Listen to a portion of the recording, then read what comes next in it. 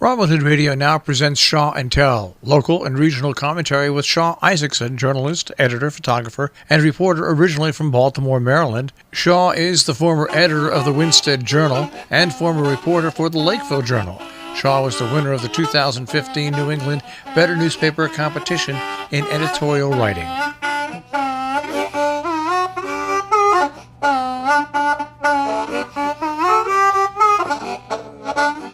Founded in 2003, Northwest Arts Council, which is located in Torrington, is a nonprofit organization that connects arts, culture, and community within the 25 towns it serves.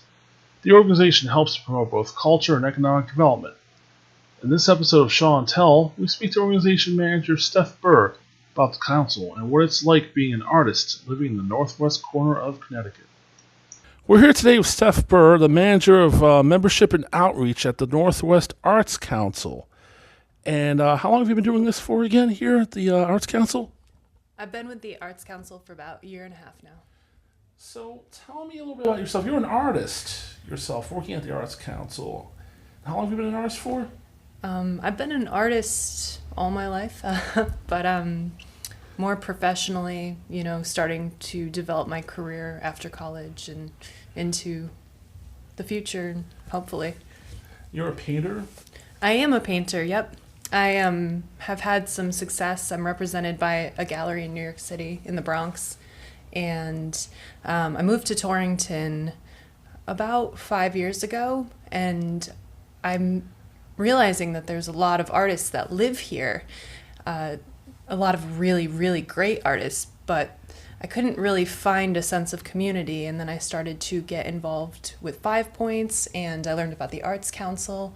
And there's a lot of resources here, and I was very fortunate to get hired to work at the Northwest Connecticut Arts Council. What towns does the Arts Council cover? We cover 25 towns in Wow. Northwest Connecticut, all the way from down in New Milford, Bethlehem, Thomaston, all the way up to Barkhamsted, and then everything else encompassing that all the way up to the corner. Gotcha. So, what is the mission of the council itself? Oh, that's a good question. We actually just wrote a new mission, which I don't have memorized yet, but we have changed our focus a little bit. The new mission is to really focus on promoting art as a way of economic development in the region, and also recognizing that art is an important aspect in the mental health of our region and the quality of life. Well, let's take each one, one by one, each part of that mission statement. Economic development. How is art important right now to economic development? Because I am seeing galleries pop up all over the place, but do you think it's just a fad, or do you think it should be something that's permanent? I definitely think it's something that should be permanent. Arts are proven to have a 7-to-1 return on investment. So for every dollar you put into the arts in a region, you get a $7 return into the local economy. It's kind of a no-brainer. And an interesting thing just happened on the state level. The Department of Tourism, they're now partnering with the art industry. So it's become they formed a committee on arts and culture and tourism. So tourism and arts are really starting to work together at the state level. And we don't really have as far as I know, an official tourism branch of the regional government. So we're trying to really kind of take on that role as well and help promote tourism to the region. I've been hearing they've cut back on funds, the state, for tourism as such. I'm not sure exactly. I haven't seen the budget personally. Gotcha. So let's go back to mental health. Yeah. Why is art important for mental health in this region? Well, personally, I've been using art as a tool for my own mental health since my mom died. I was 13 years old. So that's the biggest part of our mission that speaks to me, because a lot of artists have struggle with mental health issues, and that's part of how they deal with it is through their artwork. So not only focusing on mental health as a way for people to heal themselves, but it's also a way for people to have a better quality of life. You know, a lot of young people in the area mention that there's nothing to do here. It's so boring. And what they want are arts-related activities that they can do. You support a lot of art events as well as artists with your calendar, as well as your website. Want to talk about both of those? Sure. Our calendar, it goes out to over 10,000 copies of the Republican American every month. It's a monthly events calendar, and it also gets mailed out to our donors and members. We have usually over 100 events listed for the month around the region, and it's a really great resource. You can hang it up like a poster on your wall and see what's going on that night if you want to go out and have a night of art or during the day. There's a lot going on in the region. There really is. And I heard you've also got the website going and also supporting the arts and artists around the region. Yep. So everything's on the website too. There's actually a lot more events listed on our website. It's an active online community. So pretty much almost every day you can go on and find a couple things that are going on in the region. How would you describe the artists in this area, the northwest corner?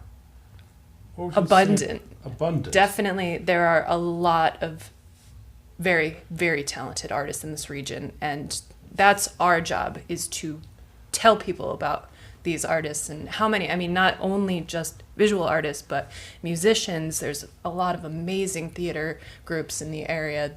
You know, everything you can think of, we have it here. So there might be a few listeners out there saying, "Oh, artists, they're so foo-foo, and I really don't care about art and artists." What would you say to like really harsh critics out there? And there are a lot of them out there. Well, I think people don't understand how integrated art really is into every aspect of our lives. You know, almost everyone goes home at the end of the day and turns on the TV and watches their shows. That's art. Like filmmaking, production, video, television, that's part of art. You know, the products that you buy at the supermarket, the packaging is art. It's all around us. It's everywhere. And it's, you know, even if you don't like paintings or theater or music, you're still a consumer of art every day. So what would you like to say to the artists who are probably listening out there? I know some of them might be struggling, thinking about, you know what, nobody's interested in my work. I'm just going to go and quit. What would you like to say to artists out there? Well, don't quit, because I face that too. You know, sometimes I just get sick of my own work and feel like no one's watching, or no one can relate to it. But there are so many people around here that love art. Like, we are really an art-loving region. We're trying to build the infrastructure to make it more apparent, to make more of a community surrounding artists. I would love to see places where, you know, people just come together and make art together. So to the artists out there, we're working hard to give you a venue to have your voice heard, and keep making it, because there's a lot of people here that appreciate it. Gotcha. Is there anything else you'd like to say about the Arts Council? I would like to say that we are in the middle of our spring appeal right now. We are a nonprofit organization, and we do really rely on donations to keep it going. So we're participating in Give Local, which is on April 23rd and 24th. It's an online giving day. It's really fun because you can go on and you can give to a bunch of different nonprofits at once. You know, I am young, kind of starting out in my career, but I go on and I'll give $10 to all my favorite organizations. I give $10 to 5 Points, Primetime House, the Warner, you know, McCall, different foundations around that mean a lot to me. And it's a really good opportunity to not give a lot, but just give whatever you can. Very good. And what's the website's address? It is givelocalccf.org, and that's happening April 23rd and 24th. Can I do a plug for a couple more things we have coming up? Sure. we're really excited to be doing Make Music Day again this year. It's a whole region-wide celebration of free music performances. So venues and musicians sign up, and you can go to the performances all day. There's a list online on the website, which is makemusicday.org/NWCT.